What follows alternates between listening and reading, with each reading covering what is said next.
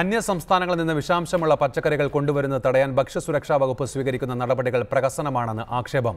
പച്ചക്കറി കൊണ്ടുവരുന്ന വ്യാപാരികൾക്ക് ഫുഡ് ആൻഡ് സേഫ്റ്റി രജിസ്ട്രേഷൻ വേണമെന്ന നിബന്ധന മാത്രമാണ് ഇപ്പോൾ കർശനമായി നടപ്പിലാക്കുന്നത്. പച്ചക്കറികളിലെ വിഷാംശം പരിശോധിക്കാനുള്ള ഒരു സംവിധാനവും പ്രധാന ചെക്ക് പോസ്റ്റുകളിൽ ഇല്ല. അന്യസംസ്ഥാനങ്ങളിൽ നിന്ന് പച്ചക്കറിയും പഴങ്ങളും കൊണ്ടുവരുന്ന വ്യാപാരികൾ കൈവശം വയ്ക്കേണ്ട ഭക്ഷ്യസുരക്ഷാ വിഭാഗത്തിന്റെ രജിസ്ട്രേഷൻ സർട്ടിഫിക്കറ്റാണിത്. നിലവിൽ ഈ രജിസ്ട്രേഷൻ ഉണ്ടോ എന്ന പരിശോധന മാത്രമാണ് മുത്തങ്ങ ഉൾപ്പെടെയുള്ള ചെക്ക് പോസ്റ്റുകളിൽ നടക്കുന്നത്. ഇതുകൊണ്ട് ആർക്കും ഒരു പ്രയോജനവുമില്ലെന്നാണ് വ്യാപാരികളുടെ പരാതി. ഇവിടുത്തെ കൃഷിക്കാർക്കുമില്ല, ജനങ്ങൾക്കുമില്ല, ഞങ്ങൾക്കുമില്ല. ഇതില്ലാതാണ് ഇപ്പോൾ മറ്റേ ഫുഡ് ആൻഡ് സേഫ്റ്റിൻ്റെ ഇത് വെച്ച്. കാരണം പേപ്പറിൽ വിഷമടിക്കുന്നില്ല ആരും. അങ്ങനെയല്ല ഈ സാധനം കൊണ്ടുവന്ന്. അപ്പോൾ അത് എന്താണ് വേണ്ടി വെച്ചാൽ അത് ഗവൺമെൻറ് ജനങ്ങൾക്ക് എന്താണോ നല്ലതെന്ന് വെച്ചാൽ ചെയ്യുന്നത് ഞങ്ങൾക്ക് പൂർണ്ണ സമ്മതമാണ്. പച്ചക്കറികളിലെയും പഴങ്ങളിലെയും വിഷാംശങ്ങൾ പരിശോധിക്കാനുള്ള ഒരു സംവിധാനവും ഇപ്പോഴും ചെക്ക് പോസ്റ്റുകളിലില്ല.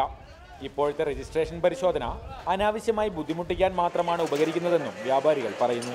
ഇപ്പോൾ ഒരു കാര്യം എന്താണല്ലേ, പേപ്പറിൽ മാത്രമല്ലേ ഉള്ളൂ, അല്ലാതെ ഇപ്പോൾ ഒരു ടെസ്റ്റ് ചെയ്യുന്നതും കാര്യമൊന്നുമില്ല. ഞങ്ങളൊരു മണിക്കൂറോ 2 മണിക്കൂറോ നമ്മൾ രാത്രി വന്ന് ഇവിടെ നിന്നിട്ടാണ് ആൾട്ടാക്കിയിട്ട് സാധനം എടുത്ത് പോകുന്നത്. അപ്പോൾ അത് നമ്മൾ ലേറ്റ് ആവുന്നത് മാത്രം. കടലാസിൽ മാത്രം പരിശോധന നടക്കുമ്പോൾ വ്യാപകമായ രീതിയിൽ കീടനാശിനികൾ അടിച്ച പച്ചക്കറി തന്നെയാണ് ചെക്ക് പോസ്റ്റുകൾ കടന്നെത്തുന്നത്.